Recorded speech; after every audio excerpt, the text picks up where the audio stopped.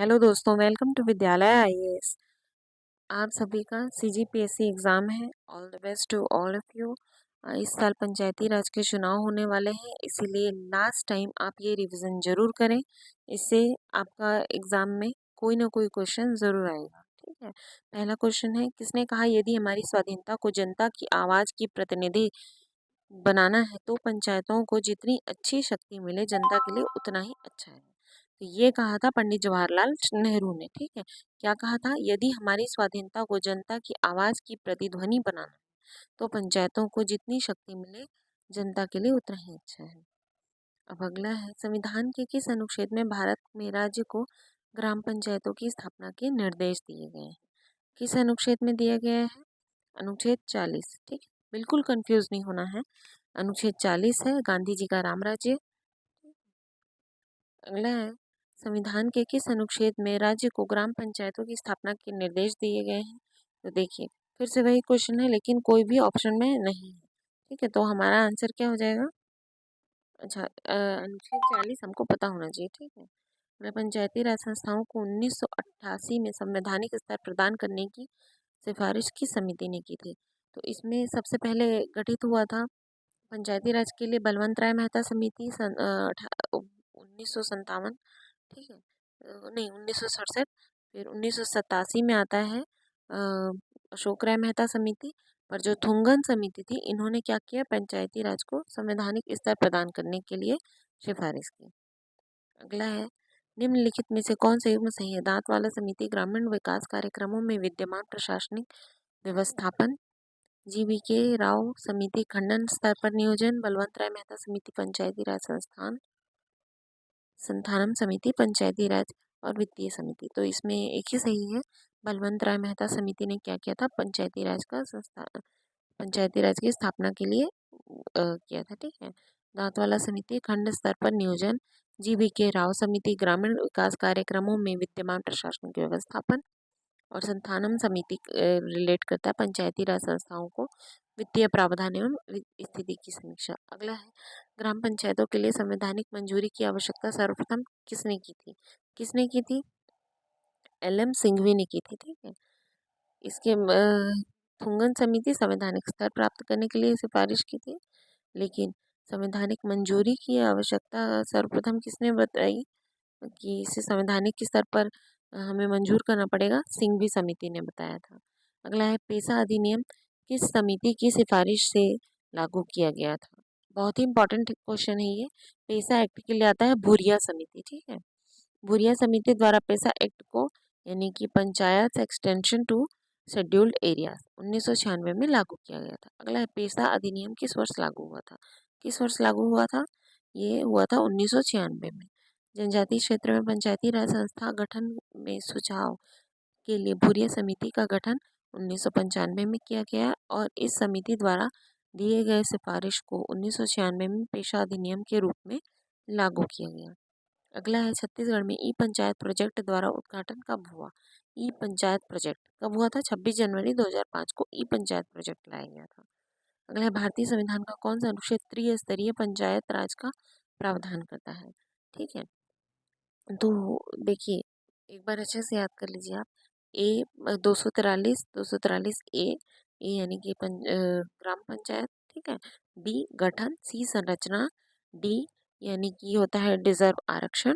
ठीक है। ई अवधि। ठीक है।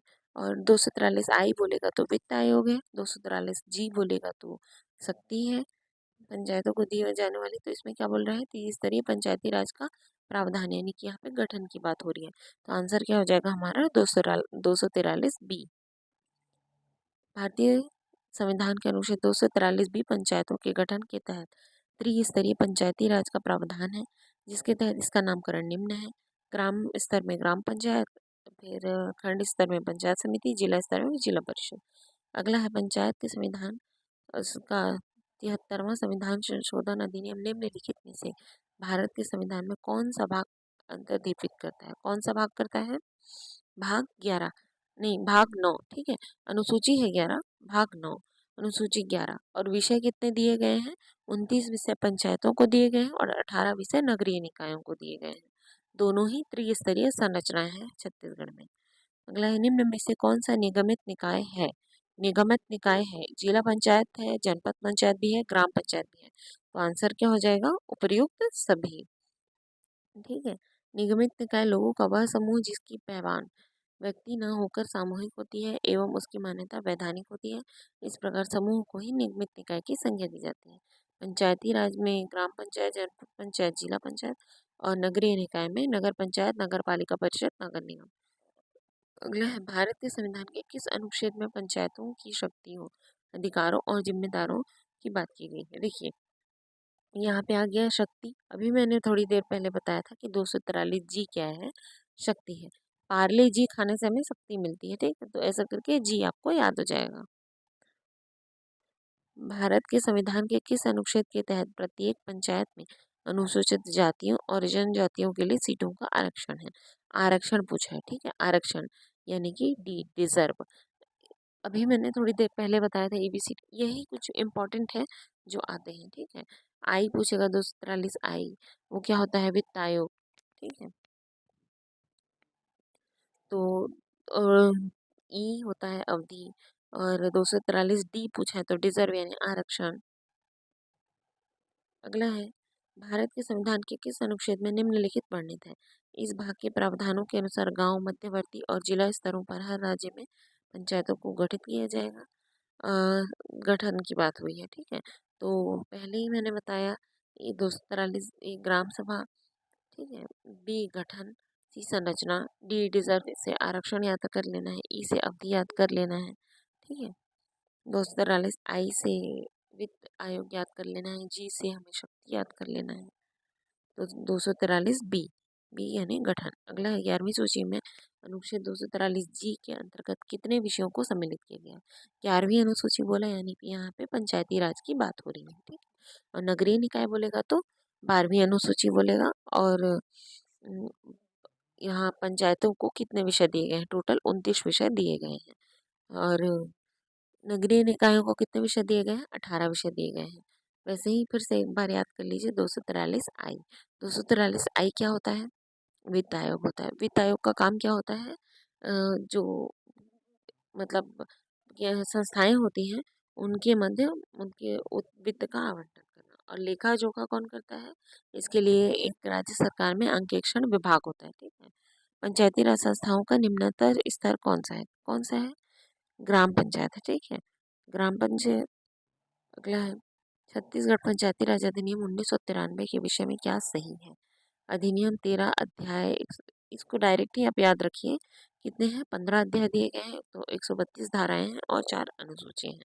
15, 132, 4, 15, 132, 4, 15, 132, 4। अगला है, छत्तीसगढ़ पंचायती राज अधिनियम में कितनी धाराएं हैं? अभी हमने बताया 4 अनुसूचियां, 15 अध्याय हैं और 132 धाराएं हैं, ठीक है। आज क्वेश्चन है, इस राज्य के पंचायती राज अधिनियम 1993 की धारा 88 के तहत ग्राम पंचायतों के कार्यकलापों की जांच किसके द्वारा की जाती है? किसके द्वारा की जाएगी? कलेक्टर द्वारा नामांकित कम से कम द्वितीय श्रेणी के अधिकारी द्वारा।